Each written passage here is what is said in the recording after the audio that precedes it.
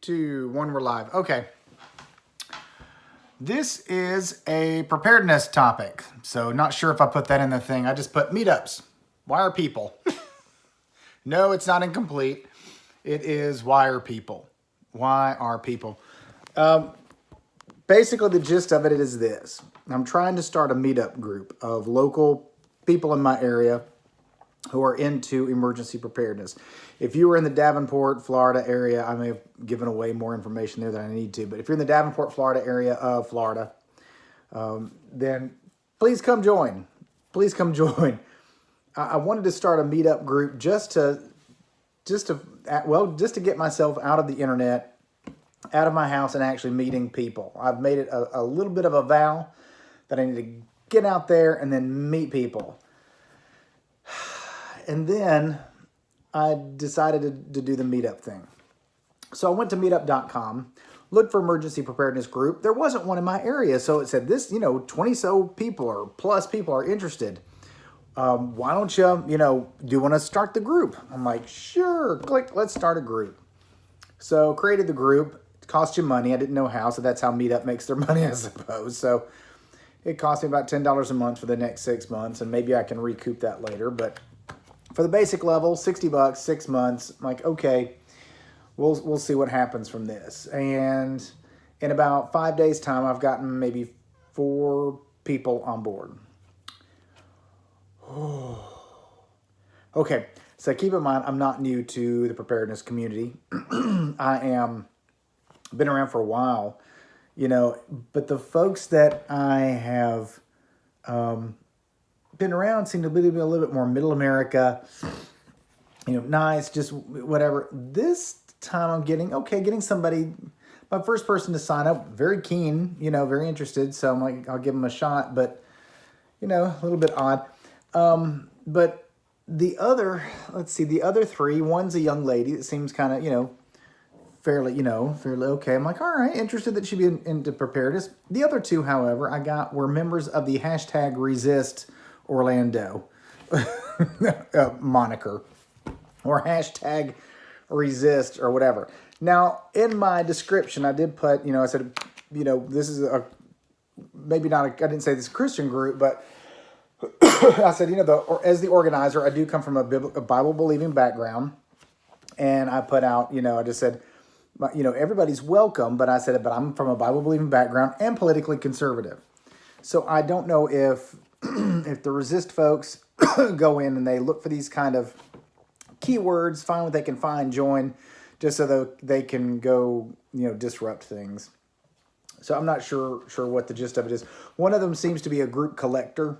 And so she just has a whole, I doubt this woman has any other time in her life if that's all she's doing is just going to these meetups. But there just seems to be a, no real interest on her list of anything.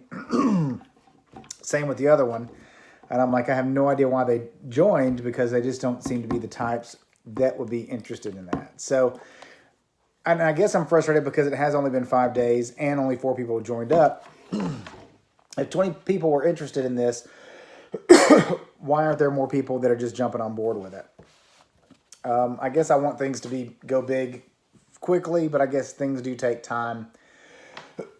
And good groups, anything worth doing may take a little bit of an effort.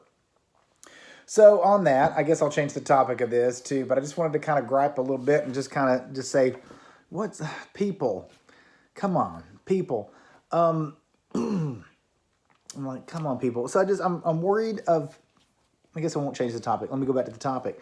So I guess I'm a little bit concerned about the group dynamics of being contentious and being argumentative. When I've written in the description later, I just said, we're not a political group, so we're not bringing up politics, and also mention this, so we're not going to become a multi-level marketing home party, week after, meeting after meeting. It's not going to be a series of MLM parties, but that, there will be some people that do present, so that's fine. But, I got maybe my target audience in this is just people that want to prepare for if they have a job loss, to take care of themselves and their family, and for the hurricanes. That's really the two main things. I said, in case of a job loss, if the economy does crash or you lose, you happen to get downsized, and also in case of a hurricane.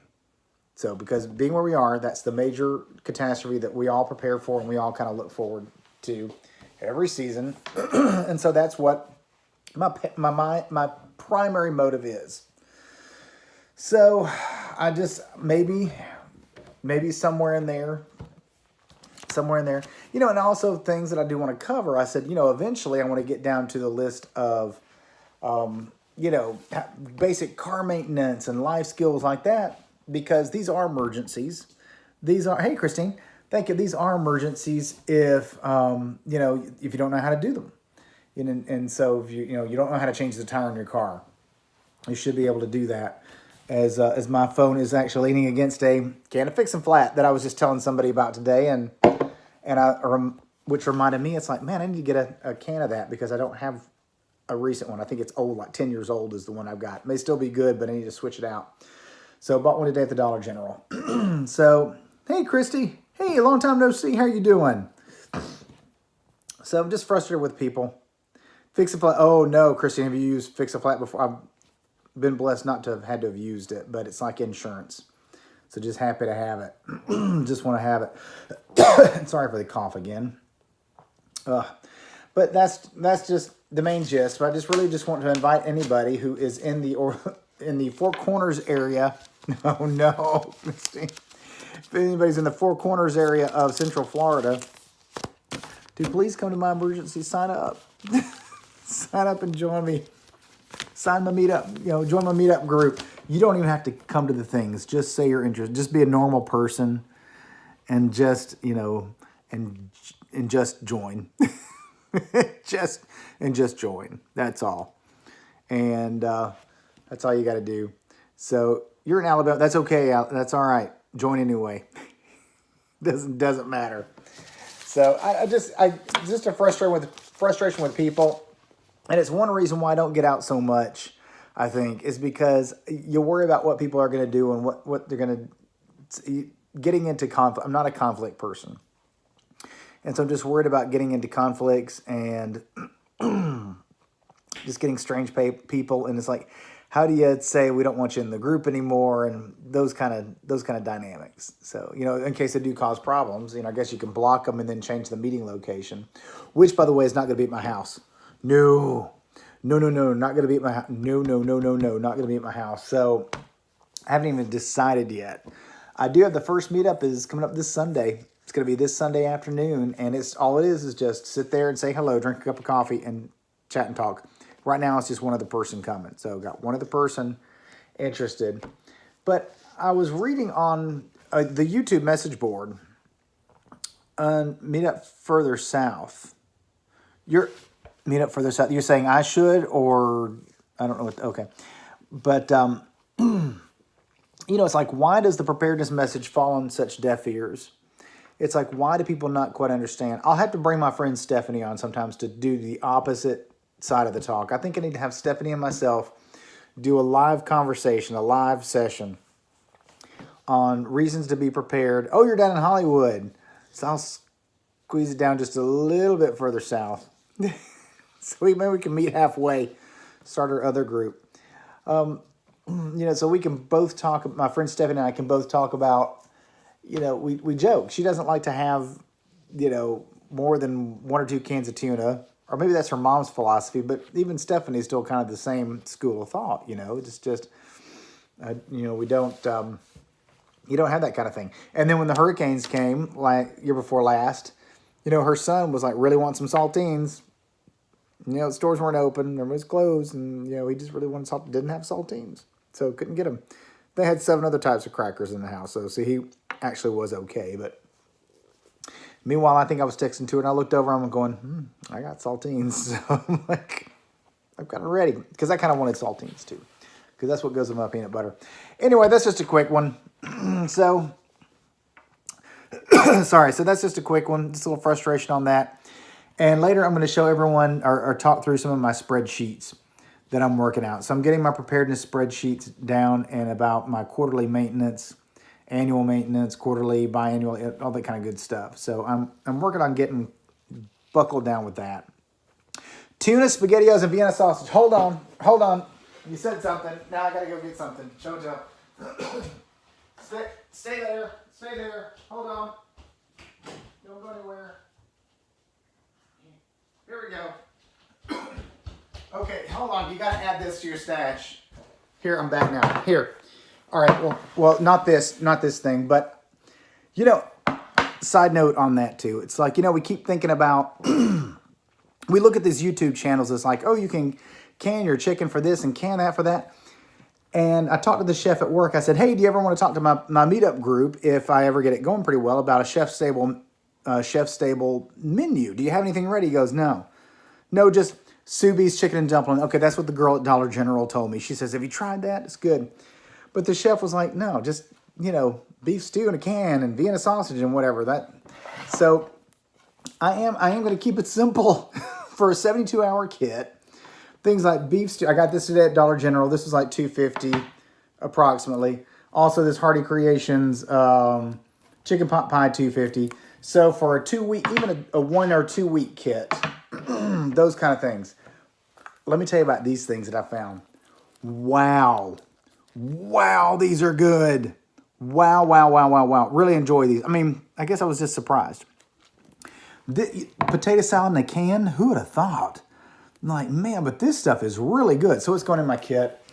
And the 4-bean salad, equally as good. Just open them up, eat them with a fork, and you're done. And now I've completely forgot what I was talking about in Dollar General. Apart from that. But yeah, that. Just having, you know, we want to Martha Stewart everything and just have everything home canned and just have everything just so. But frankly, I have to think back to when the hurricanes did happen. For one thing, it is so stinking hot when a hurricane comes through. It is hot. I mean, it's just in that awful hot time of year. It's always in August down here, and you know, it's always August, September when they come through. It seems like, and really, you're not that hungry. You have no air conditioning. You're not hungry. Maybe this 4-bean salad, very cooling because it's vinegar based. Potato salad as well, and probably not much more. Crackers and peanut butter. Yeah, that's good. So, you know, keeping the food kind of simple as far as that goes. But I'm working on longer food storage as far as just to have 2 weeks ready on hand of just good, regular, normal food. If the power stays, you know, everything's normal, just in any kind of circumstance. And then having a 3-month supply and then possibly work my way up to 6 months and then 1 year. So everything's boarded up, holding in the heat. Yes.